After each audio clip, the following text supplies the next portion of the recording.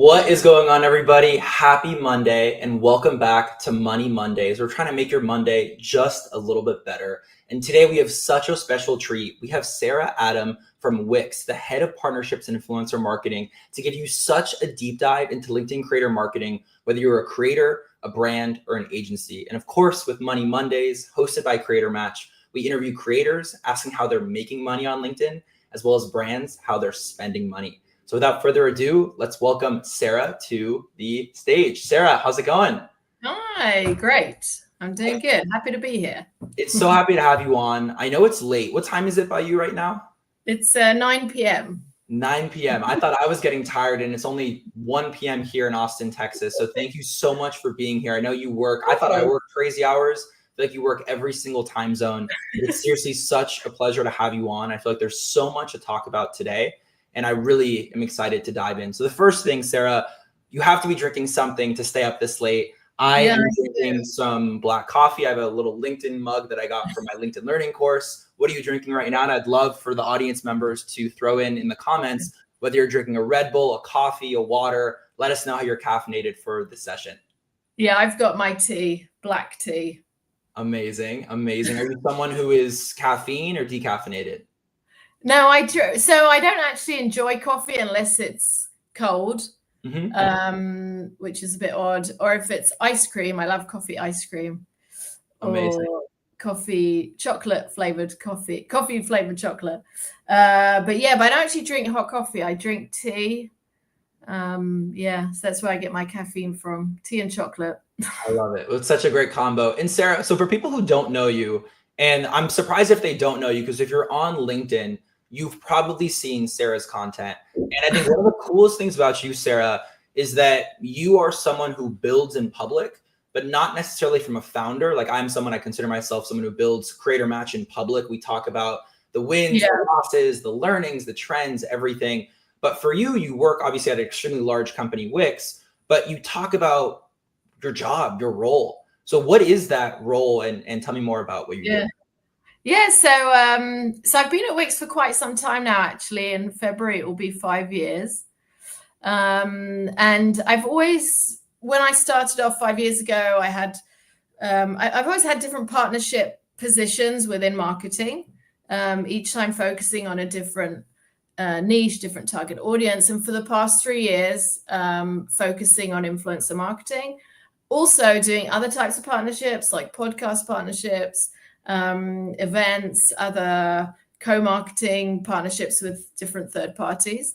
But definitely our sole focus of our team is influencer marketing. And we work, it's important to say that, under the Wix umbrella, there are many, many products. There's the classic Wix editor that so many people are aware of. And when they think of Wix, that's what they think of. But my team, we actually take care of the B2B solutions that Wix offers. The main one is called Wix Studio, which is for agencies and freelancers that build websites for a living. This is their day-to-day. So it's a far more sophisticated solution. So we focus on B2B, hence why LinkedIn is so important to us. And I think what's so funny, Sarah, and again, we're going to be probably, I'd love for someone to count how many times we're going to say LinkedIn today. It's going to be probably over 100. We actually met on LinkedIn. And for anybody out there trying to figure out if there's value on LinkedIn, right? I literally came across one of your pieces of content asking for support for a LinkedIn creator marketing campaign. Yes. And that's how we hopped on a call. Shout out to Aiden and a couple other friends who tagged us. I just actually Googled, searched on my Gmail to see when was the first time that we connected. And you reached out to me on a cold email that caught my eye because you obviously, LinkedIn is your thing. This is your area of speciality. And that was an area that I was thinking at the time that, wow, we need to invest more in LinkedIn. So it was just very good timing, your email. And I appreciate that. And what's funny is that, yes, technically it was a cold email, but it was from a piece of content that you saw. Yes, so the first takeaway is for any creators, brands, agencies out there, it could be still a cold message, but pulling something that's warmer, like, hey, and I have to go back to see what I said exactly, but hey, Sarah, I saw that you're posting asking for help with LinkedIn creator marketing. Yes. Guess what? this is what we do. And kind of that's next few slides, like literally what Creator Match does is we work with brands and agencies to LinkedIn creator marketing specifically. And we've done hundreds of sponsorships, hundreds of campaigns, tons of brands, et cetera. And it's been so fun to partner with you and with Wix. So my first question for you, Sarah, as we kind of dive into today's discussion. So I saw that your first influencer marketing campaign was over 3 years ago, and you've done 200 partnerships to date. And that's probably outdated when I pulled that last week. Yeah, more actually. Way more, but still 200 is an insane number. And you said that the old campaigns that you've done made you cringe today, but comparing them to what you're doing today is very rewarding.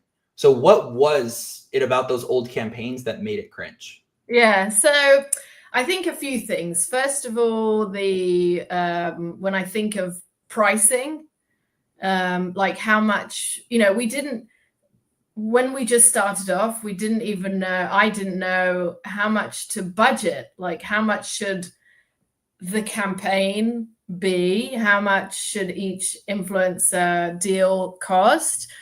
And I think not knowing that and not having any benchmarks, my starting point was a bad one. And I think for many, I gave when I defined my budget to the different creators I was talking to, now that I look back, I realized that budget was way too high. It wasn't realistic, but I had no idea at the time. So I think that's one of the things that make me cringe is when I actually look at my budget doc and I go back 3 years because I love comparing things like that. So that's the first thing that makes me cringe. I think a second thing that makes me cringe also is that possibly the pace of work. So, the flow is the same. There's the same stages you have to take when you do campaigns. But I think at the very beginning, it seemed that my kind of time from like research to live asset could even be like 2 months. Whereas today, like, I have learned, my team has learned to, to just be way more efficient. So that as well. And I think one more thing I could think of is the whole briefing process. So at the very, very beginning, we didn't even use briefs. So we've always believed in giving creators the freedom that they deserve to create the best content they can. But I think possibly, like looking back, at least one of the very important things that we've learned is the importance of having a brief that's clear. Because if you don't, then it can go either way and it won't serve your campaign goal. 100%. And I think for our team at Creator Match and working with so many brands, if the brief is not concrete and there's something that doesn't make sense, that means that every single creator in the campaign will likely not read it or get confused or make mistakes. And it almost always comes back to if it was a strong brief. So takeaway for brands and agencies, don't try to streamline the briefing process. Yes, don't take 6 months to do it, but don't skip it. It's extremely important. We always get it approved by the brand before it goes to the creator and making sure it's as detailed as possible. Because I think a lot of brands and agencies assume that, okay, well, Wix, everybody knows what Wix is. But literally, I remember in our brief for our first campaign, Sarah, with Creator Match and Wix, in the top section, it literally said, this is for Wix Studio, their B2B offering, not Wix, their B2C offering. And we knew that was going to be something where they're going to tag the wrong LinkedIn company page. Yes. Messaging is going to be off. And you have to almost assume and expect what mistakes are going to happen so you can predict them and make sure they don't happen. So interesting to see what used to be versus today. And you guys are, moving at the speed of sound and you guys are crushing influencer marketing at Wix. Another thing, Sarah, that you said is you had a message to VPs of marketing that you posted recently on LinkedIn. You said, if influencer marketing is not yet part of your 2025 strategy, keep reading. It's no longer a nice to have. You need to add this to your budget. 1 headcount, 150,000 per quarter. Tell us why. Yeah. So I thought I know quite a few, if it's head of marketings, VP marketings, like friends of mine from different industries that are not implementing influencer marketing yet in their strategies. And when I ask them why, they often say, well, I don't know if there are influencers in our niche. we're whatever, cybersecurity, we're fintech. I don't think it's suitable. And I always argue and explain why I disagree. And then I think just possibly in that week that I wrote the post, I just had quite a few of those conversations. And I thought, you know what, let's just write this down, but not just saying, kind of speaking at a very high level of why you should be doing this, but also giving them kind of actionable insights and numbers on, okay, if you want to do this, then this is the minimum budget you should be considering. This is, how much, because people also wonder, well, what about headcount? Is it a full-time job doing influencer marketing? And yes, of course it is. And well, what does that mean? How many campaigns is that? Or how many influencers is that a month? So I wanted to kind of put it down once and for all, sort of thing, so that if there is a VP marketing out there that hasn't yet done that, or hasn't considered it yet, or hasn't added it to the budget, so that they'll have a much clearer idea of what they should do, or what they could do to achieve that, what they need. So as we're moving down this journey, kind of similar to a campaign process, Sarah, and the VP of marketing, of course, they are a fan of you. They're attending Money Mondays. They commented. Of course they are. They commented iced coffee in the chat. And by the way, shout out. Make sure to drop your questions for Q&A at the end for the folks listening in. So they're bought in. They're like, Sarah, here's my 150K for the quarter. I have headcount. Let's do this. Great. Now that we have buy-in and we're actually going to go through this process, I want to shift gears and talk about creator sourcing and rates. It's probably the hottest topic of today. So when you are looking at if a creator is a good fit for Wix or not a good fit for Wix, you said that you look for a couple key quantifiable metrics. We'll start with the quantifiable first and then move into more of the softer side. You said you look for a creator with 10,000 views per post, about 100 likes, 50 comments, and 10 reposts. Where do those numbers come from? And if I'm a creator, maybe I'm close. Is there any wiggle room at 80 average likes per post? Or if I'm a brand and I'm sourcing a creator, how do I think about that? And as you're talking, I'm going to pull up some stats as well as you kind of explain that question. Yeah. So if I remember correctly, I think those numbers are true for, I can't remember if I was focusing on LinkedIn specifically. Although it is true to LinkedIn specifically. So what I think the most important thing, first of all, is the number of followers, and that the number of followers is not actually as important as we often think it is.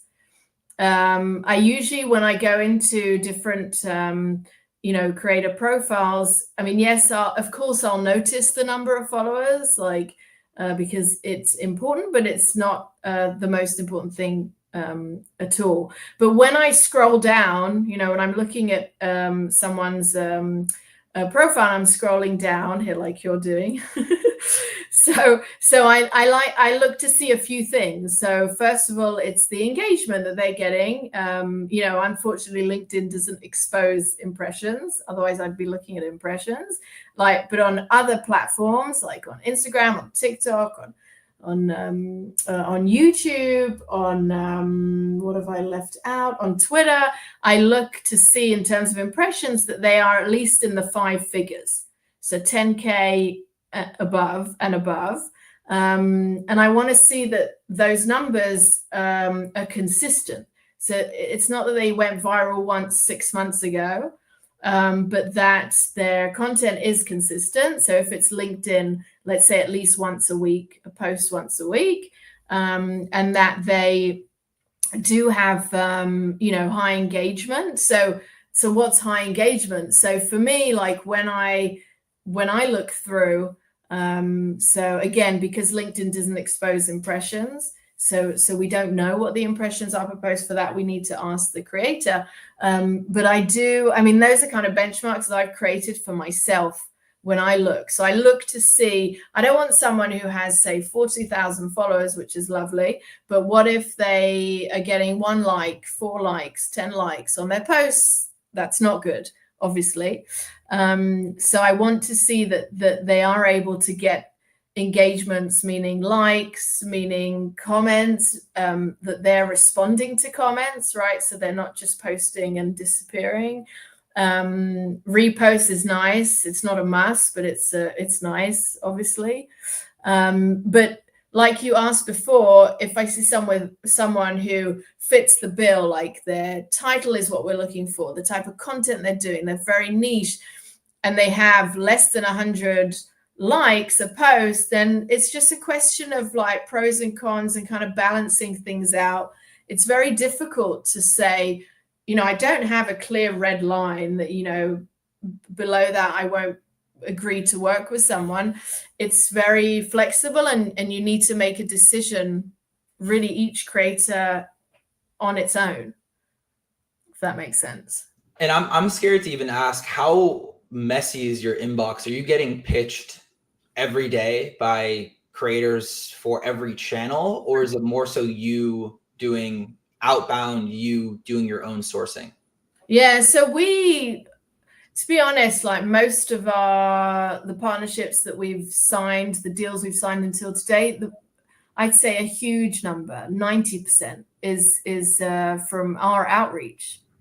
So, I mean, yes, we get pitched to, and yes, a lot are not relevant. And I explain, like I really try to respond to each one and explain, what our focus niches are, and therefore it's not relevant. But there are some that do come through and they are relevant, and it feels great when that happens. I love it.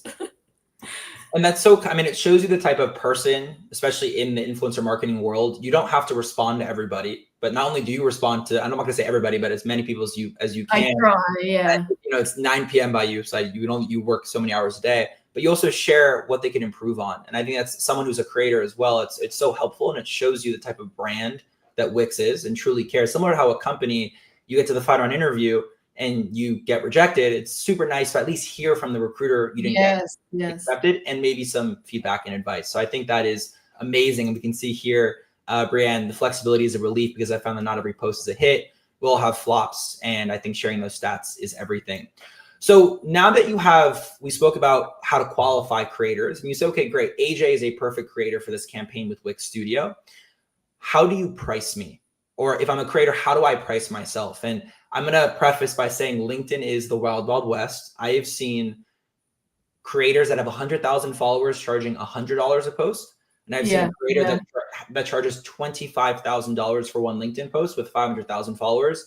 And using our Creator Match Chrome extension that I just showed, they get 10 likes per post. So the rates are all over the place. Yeah. How do you and your team go about pricing LinkedIn creators specifically? Yeah. So look, for LinkedIn specifically, and by the way, Wild West, we find that on all platforms, not just not just on LinkedIn. But LinkedIn specifically, when we started to kind of focus more seriously on LinkedIn, so similar to the other platforms, right? At the very beginning, we didn't have benchmarks, and we didn't know how much people are charging, or what is considered a good price or not a good price, and in comparison to that influencer's number of following and their engagement, etc. So similar to other times we were new to a platform, we started by asking, how much do you charge? And to start to get to kind of establish our own benchmarks. Now, it does happen that we'll get that we will get, like you said, influencers that are overcharging dramatically, and influencers that are undercharging. Right. So if they're undercharging dramatically, we and it's someone we really want to work with, right? We tell them, and then we, so they may offer X and we'll offer Y. Like we'll say, no.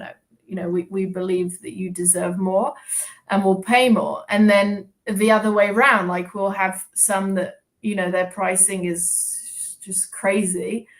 And then we'll explain to them, we've worked with so many already, and this isn't, our budget is much less. This is our budget. And many times they won't do it. So then we part ways, and that's okay. I think sometimes possibly like influencers, maybe that don't usually work with brands or are particularly picky with brands, then sometimes I feel they use this ridiculous price tag because they don't think you're going to agree, or they think, you know, if they do this, it has to be really worth their time for whatever reason that they may have. So it's very tricky. It's really tricky. But what I like to do, the way I look at it, when I have a campaign budget, let's say it's 20K. So it's very difficult. Like, yes, we set KPIs and we say, oh, we want to work with 20 creators or 15 creators. But with all honesty, like, you can't, you know, to achieve that KPI, you need to start reaching out to these creators. And you may see, you know, when you're playing around with your budget, that the number of creators is going to be more or less than what you thought. And that's okay. But I like to look at the budget of the entire campaign and not, you know, and not kind of based on one very specific deal. Is it a good deal? Is it not a good deal? Because the truth is, you know, it is a Wild West, and you'll have one creator that you'll agree to a crazy price because that creator is just perfect for what you're looking for. And then you'll have other creators that are cheaper, and it kind of balances things out. I think you just need to, as the campaign manager, you need to make these decisions.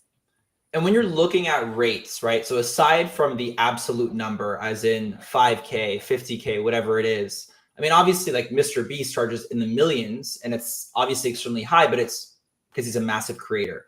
When you're looking at these rates and denoting if they are high or low for that specific creator, what are you actually looking at? So aside from, hey, I charge $2,000 for one LinkedIn post, after I say that number, are you looking at average impressions? Are you looking at case studies, past logos? So two things. I look at the performance, their post performance over the past, say, month. That's number one. Number two is I compare them to other deals that I've done. It could be with creators of similar size, and it could be with creators that are smaller but reach the same engagement they have. And we've had many times where my team and I, you know, will consult and say, you know, look, there's this creator and we've been chasing him for 12 months and we finally got his attention and got his pricing, but it's like, it's just too high. Like, I couldn't, you know, I know that I couldn't justify this to management. So it's not going to happen. Like, if, you know, like, you can't win it all. How important are having past case studies, past other logos in the similar space, past sponsorship performance? Yeah. Is that a big factor? I think it's not necessarily a big factor when I'm choosing influencers. I mean, yes, it helps, like, a lot. Like, if I come across an influencer that's already worked with brands in our niche, then, you know, that's a huge advantage as far as I'm concerned, because they're familiar with the different tools. It gives me you know, I guess that their learning curve will be, you know, quicker, and obviously that their audience is, you know, it proves to me that their audience are relevant. But I find it most effective, and I do tell this to influencers when they're pitching to brands, is when an influencer pitches to me and they mention either our competitors or brands in our industry they've worked with, it stands out. Like, I will 100% respond to that email and ask to see examples. Whereas if I'm given, you know, if they're name dropping brands that are really not relevant, like, at all to my audience, then I won't, you know, then I'm not interested. So, but there's plenty of very talented influencers that we work with that have never worked with brands before or never worked with brands in our industry. So it's not a must. And I think it's an interesting point, because so at Creator Match, right, a majority of LinkedIn creators have not done sponsorships. I mean, I spoke to a creator the other day, 500,000 followers, didn't even know that he can monetize his content and gets crazy per week, right? it's massive. So compared to Instagram, TikTok, YouTube, where it's so common, there's way fewer case studies. And like Wix is a great brand case study that's really leaning in and have done tons of partnerships. So one thing that we do look for is we love working with creators who have a few sponsorships under their belt for a few reasons. How we think about influencer marketing is, how could I find the creator or influencer that is the least risky to work with for the brand that we are partnering with? Because you oftentimes are shooting in the dark with a creator who has never done a sponsorship. So yes, they can get mass organic reach, but you don't know how their audience will react to a link in the post that's sponsored or hashtag sponsored, and you don't want the audience to say, oh, you sold out. Versus a creator who can say, hey, here are the 3 companies I work with in the last few months. They're in a similar-ish niche, and here's how they perform. Because also sponsorship performance will almost always perform less than organic performance. And we use that to de-risk. And it's going to be a little bit more expensive because the creator has more leverage, but it's always great. And also, we don't want to have to hold the creator's hand the entire way. If there's a creator who has done sponsorships before, they know the questions to ask, and usually they're easier to work with. Oftentimes, and we love writing that what we call the first paycheck. It's so fun to show creators the possibility, especially on LinkedIn, that you can monetize your content. But the challenge is, you just know you're gonna have to educate the creator on, I think writing your first sponsored post is very different. You're so used to writing in that organic fashion, and then you read it and it gets to Sarah's desk to review the draft before it goes live. And you're like, why does this feel like an ad?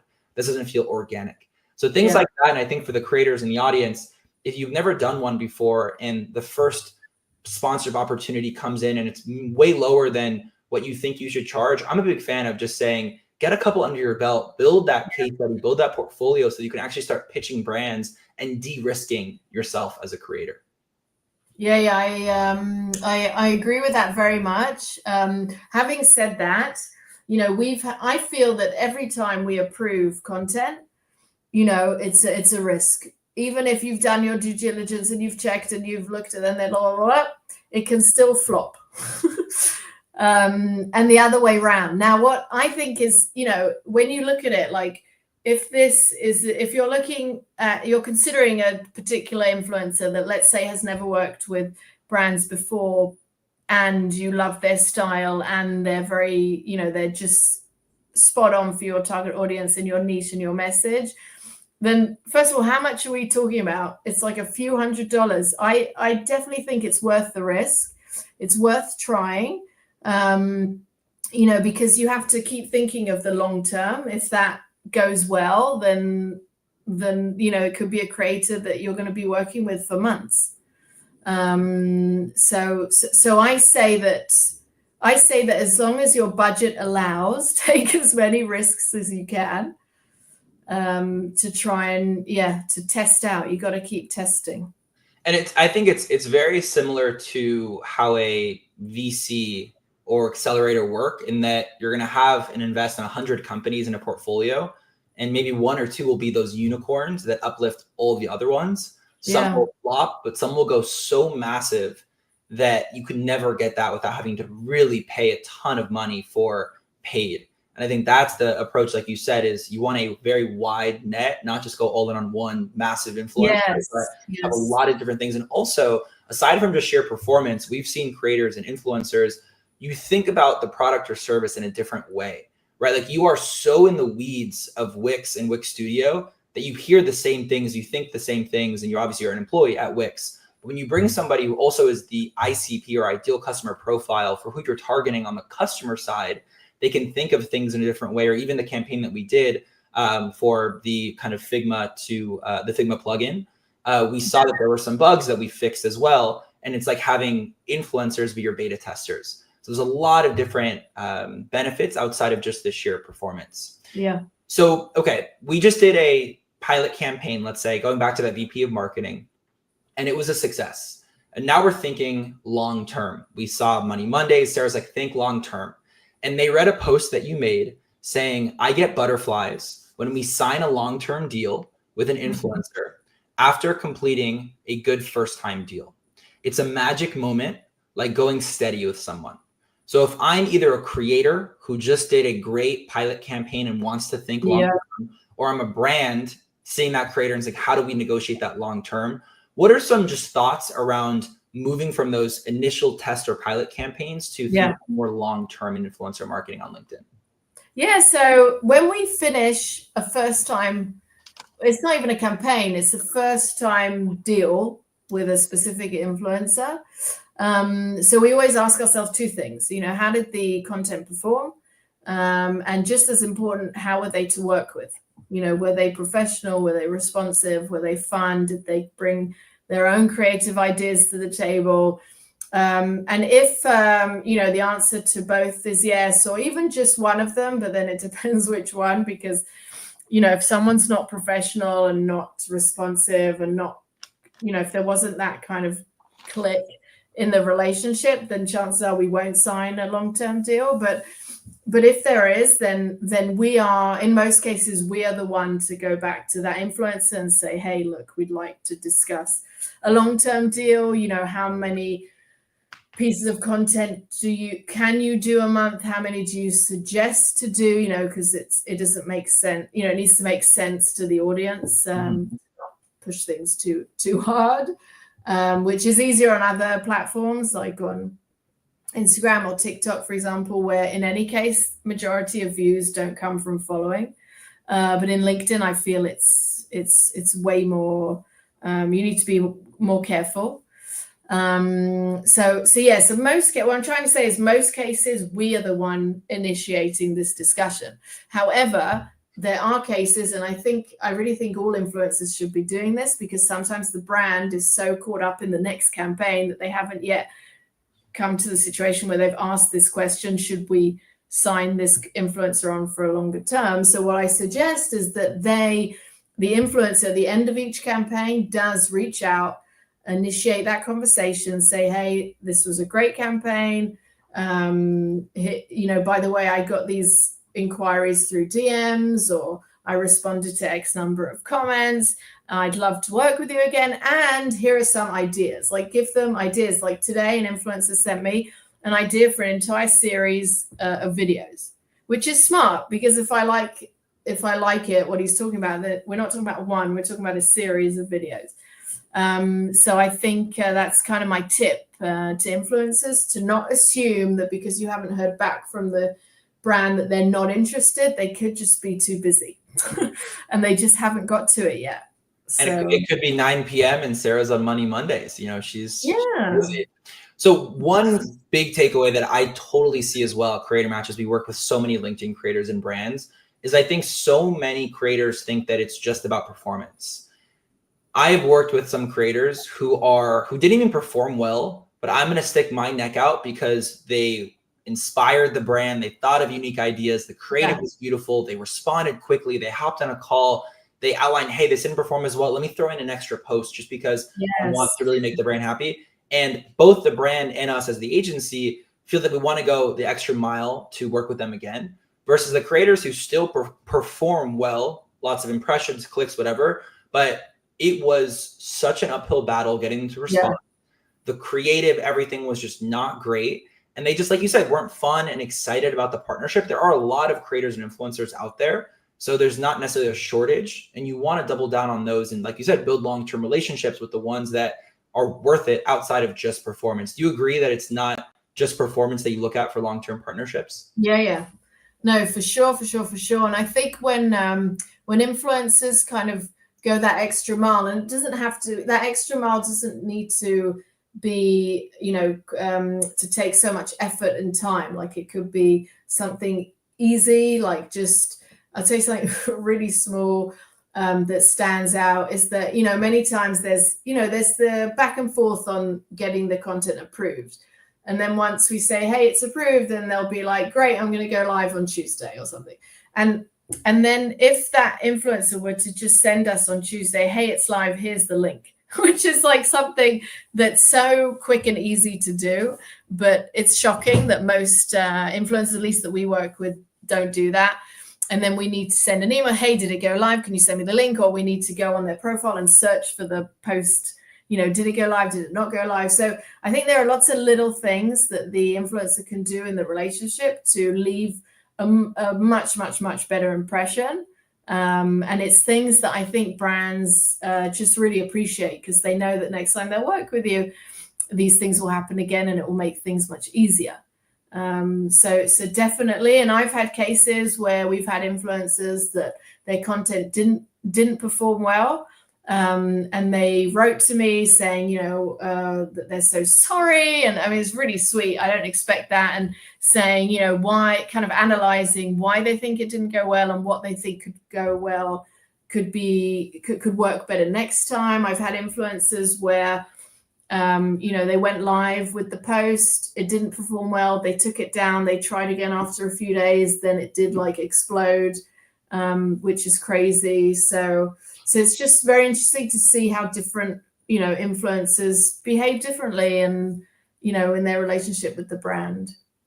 And if I'm a brand or agency and I'm looking to get my feet wet in LinkedIn creator marketing, how many posts I know everything could be custom to a campaign, or like you said, that series idea from the creator, but on average, if you're just recommending to me, let's say on a comment on a LinkedIn post, if I had this question, how many posts on LinkedIn I should test with a creator for something short-term or a pilot?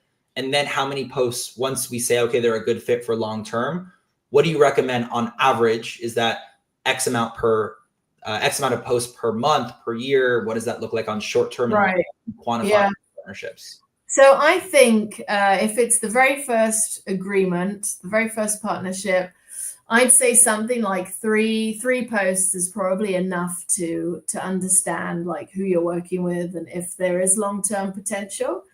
It depends also on the product.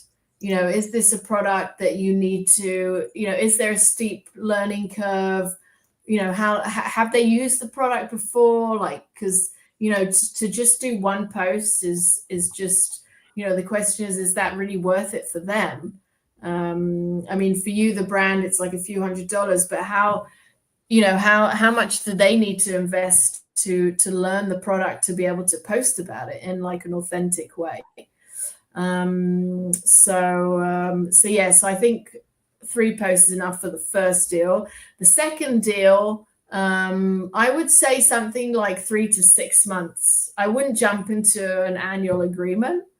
I'd say 3 to 6 months, and then after that time, then to think of something longer.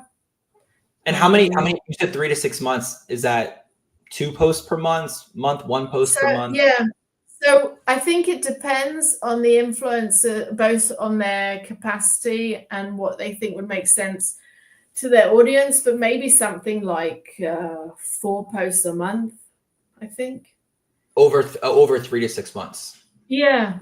Amazing. And you can unlock discounts because you're doing something long-term. I always say to brands that the most expensive is that one-off a la carte post, which on top of it just being expensive, it also doesn't perform very well because it doesn't feel authentic. If you've never mentioned Wix and then out of nowhere, you're like, oh, here's a sponsored post, I got the bag, that's it. Versus nurturing your audience, getting them used to different ways. And obviously Wix Studio is such a beast where there's different features you can talk about, and the Figma plugin and CMS and this and that. So the long-term partnerships, oftentimes, on top of being cheaper per post, they really invest and the audience likes those, and they get associated, that creator, with Wix Studio.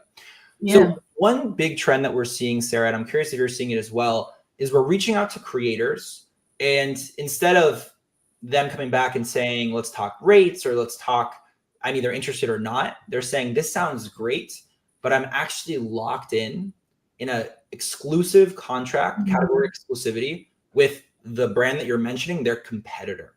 Right. How do you think about category exclusivity with creators? And on top of how you think about it, how do you price that? Okay, so it's a good question because we don't. Meaning we don't do exclusive deals. We don't, we see it as an advantage to work with influencers that work with, be it competitors or other brands in our niche. And we see it as an advantage. So we don't have an issue with exclusivity. We don't demand exclusivity. So if I'm honest, I'm not even sure, like, I don't even know how much more they would charge. Like, I don't know, I can guess it would be like 50% additional to whatever the cost is. But then it would also have to be obviously, within a certain time frame. And do you see that? Do you see that changing? Because there are, again, a lot of creators out there, but certain niches, they're way fewer. And if it's a niche where there's few creators and it's very obvious who those heavy hitters are in terms of the engagement, the content, what they bring to the table, if your competitor snatches them up in an exclusive relationship, then you're kind of locked out. Do you think that Wix's strategy or plan is going to be thinking about exclusivity, especially as you just tested a creator for 6 months? I mean, obviously, ideally, they don't talk about a competitor because it wouldn't be the best thing to do. But do you see that changing in 2025? I don't think so, and I'll tell you why. Because, and I'm sure like you feel this too, but it feels to me that on a daily basis there are new players in this field, and there are new influencers being born all the time. So it feels, at least right now, that we're in this beautiful sea full of creators.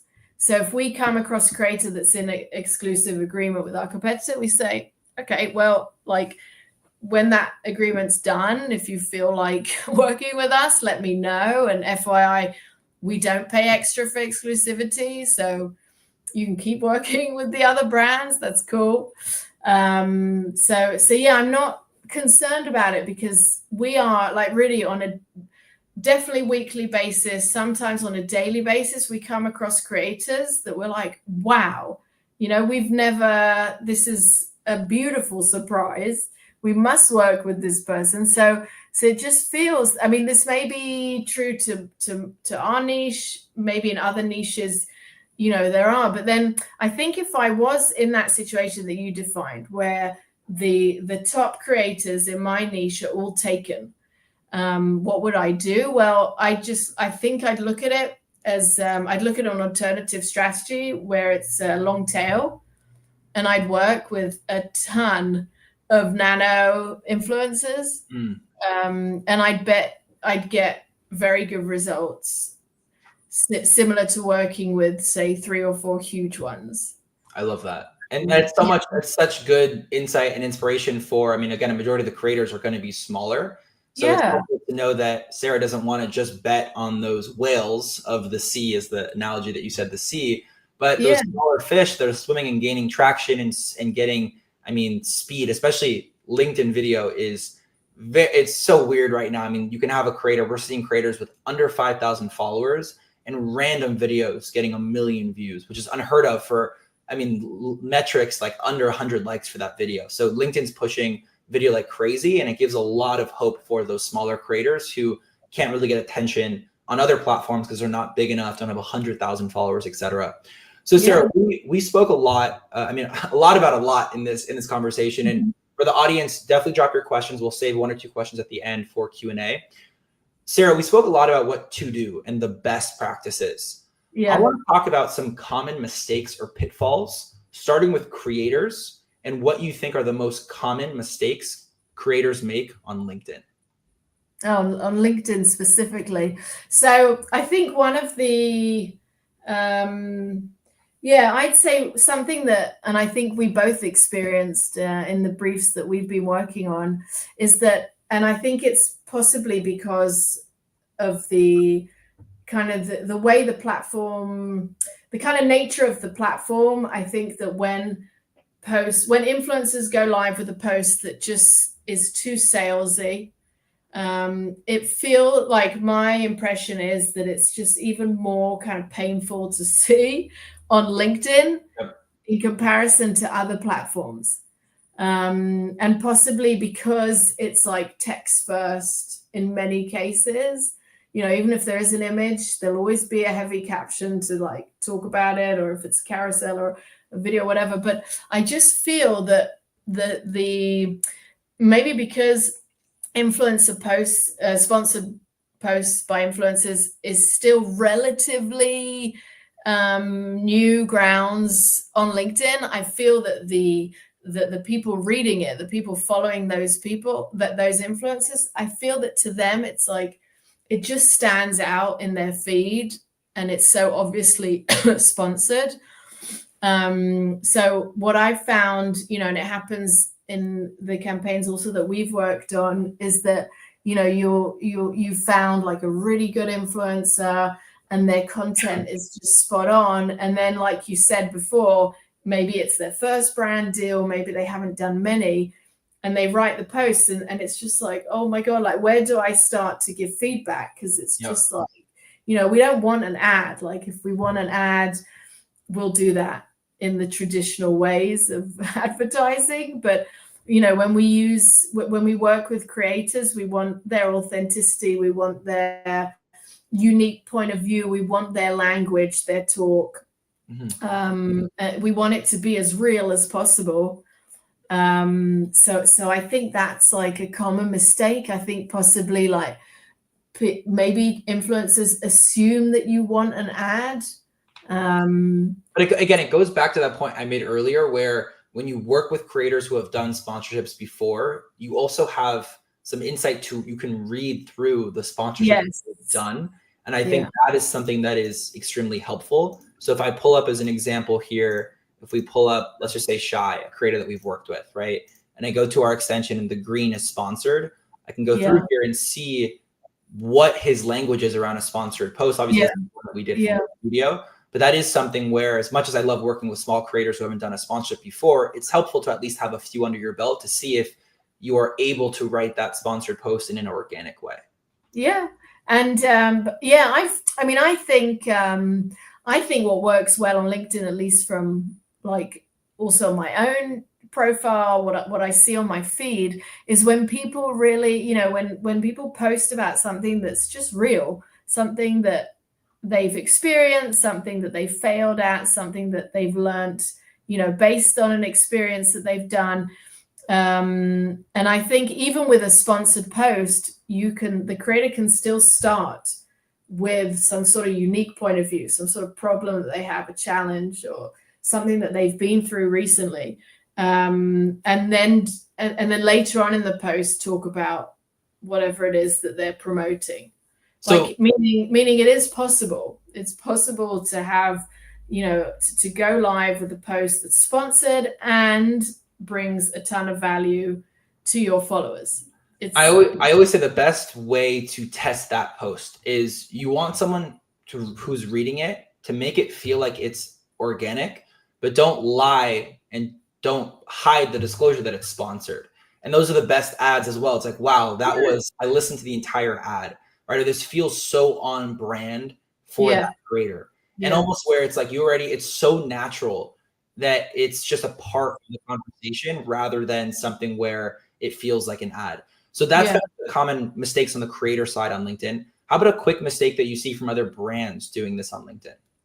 So actually, I wanted to talk about, you just said now that the post is on brand for the creator. Which is a very, very important point. So it's not that and this is to do with also mistakes that brands make, is that you want the post, just like you said, to be on brand for the creator, not on brand for the brand.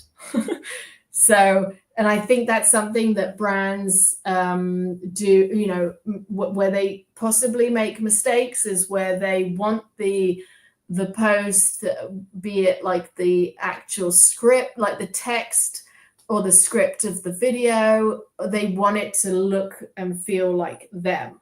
And that's a mistake, because like you said, it should be on brand for the creator, for it to be authentic. I love that. And what I'll do as well when I'm sharing feedback in a content draft with that creator is I'll go through some of their content and why we loved and why we chose them in the first place, and say, hey, here's a great example of how we think you can tie in Wix Studio with this example. So the best inspiration is using their own content and saying, here's a format that you've used in your own words.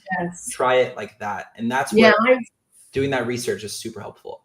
Yeah, I've actually used that strategy when I've had the rest. It does happen. It doesn't happen a lot, thankfully, but sometimes it happens where you get a draft to approve and it's just so off. It's so like, there's such a gap between the brief and the draft. And I kind of ask myself, well, wait, like, how do I, there's obviously miscommunication here. How do I even explain, like, this isn't a case where I just say, hey, can you switch this word to that word? And that's it, we're done. It's not, it's like something deeper. in the messaging. So it does help. What you just said is to go back at their past content. It doesn't even have to be sponsored content, just something, you know, a style, a type of something that they have done before. So you're not asking them to do something that they've never done before, but something that they've done before that you think, you know, is more suitable for the brief, and by showing them that example, they'll get it. And I've had cases like that, and then as soon as I do that, they're like, yes, I get it, you know, let's do that. And then chick chack, they send a new draft and it's perfect. And also, like you said, it's not just, hey, here's another post, but here's another, if it's a video post for Wix Studio, here's a video, right? We can filter everything but video. Here's a video, and also hiding sponsored that you've made in the last 90 days that had the most amount of likes, that have a keyword, like, let's just say it was, you know, productivity or whatever it is. And literally grabbing that link and then sending that to the creator for feedback is a great strategy. And it feels, if I'm the creator, I'm like, okay, I totally get what you want to talk about now. So that's super helpful. So Sarah, as we're rounding out today's discussion, obviously we covered so many great topics today. We have a couple rapid fire questions, and I see Bree added a question, so we'll pull up her question in a second. But I have a couple rapid fire questions where I want you to just fill in the blank. Okay? Okay. I wish LinkedIn creators did more of blank. Okay. I wish that LinkedIn creators, a week after they post, will send me their impressions. Amazing. I wish other brands did more of blank. I wish other brands shared data like I do on their LinkedIn, so I could learn from them. What kind of data? Anything they're willing to share. If it's like, you know, just anything about how they work with creators or deals that they're focusing on or challenges that they have. Anything. I feel LinkedIn is missing that, like real. More building in public, but from the role of the company. Amazing. Second to last one here, and then we're going to have Bree end us for her question in the audience. If I'm a brand wanting to test LinkedIn creator marketing, me as Sarah, I would advise them to start with blank. Well, I'd invite them to start to speak to the creators, to start having conversations and understanding what the options are, how they could work with them, how those creators have worked with brands previously, how much they charge. Like I'd try and get as much information as I could about creators in my niche, so I could then make a decision of, okay, so how much budget do I need? Is my message, my brief strong enough? That's what I would say. Start talking. And the final question, I'm going to turn Bree's question here into a fill in the blank. So I'm a creator. I'm redoing my media kit. And Sarah's advice for me is to blank. Your media kit. Yeah. So I think if it's possible to, similar to how when we apply to a job, we adjust our CV for the keywords in the job description or whatever it is to highlight things that we want to. I'd say do that with your media kits for each pitch. So if you currently work with brands from different niches, or even if it's in the same niche, there could still be different, sub niches, let's say. So I would definitely tailor the media kit to that brand. Amazing. Well, Sarah, thank you so much for the time today. I can't believe how much we covered in about 60 minutes. That was such an amazing Monday. I don't know about everybody in the audience. I am fired up. I feel like I'm about to run through a brick wall after this session. So much knowledge, so much insight. Thank you so much on behalf of all of us at Creator Match. And everybody make sure to follow Sarah Adam on LinkedIn. She posts some of the best building public content around influencer marketing, brand marketing, being a creator, everything. So Sarah, thank you so much. Thank you. Bye. Bye.